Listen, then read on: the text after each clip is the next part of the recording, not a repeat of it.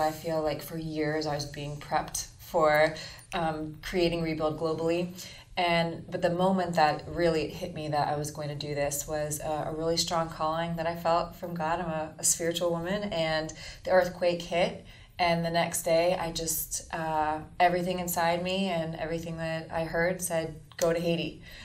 So I went without a team, without a plan. It was actually ridiculous, and it was unsafe, and it was dangerous. And my parents went absolutely crazy. But I jumped on a volunteer plane in Miami, and 10 days later, I landed in Port-au-Prince. Wow.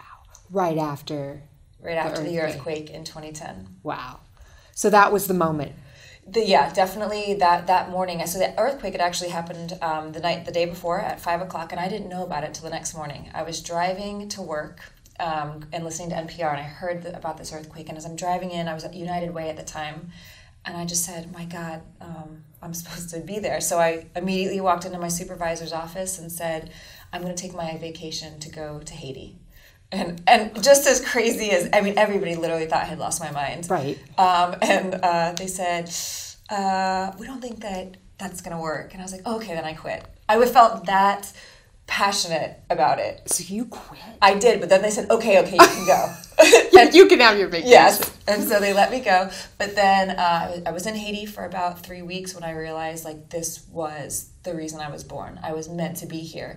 And I had responded to other disasters in the past, but what was so particular about Haitians and about the way that the atmosphere after this horrific disaster was the perseverance and this deep desire to rebuild immediately.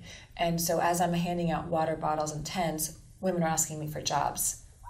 So they so intuitively knew that the only way to rebuild was not from giving things away, even after this horrendous disaster, and that their passion, it made me have to stay. And so not that you ever want to judge anybody recovering from a disaster, but I was responded to Katrina, and I was there for 8 months. And by the end of it, there was just nothing else to do because everybody was just so sad, as you would be when you lose everything, of course.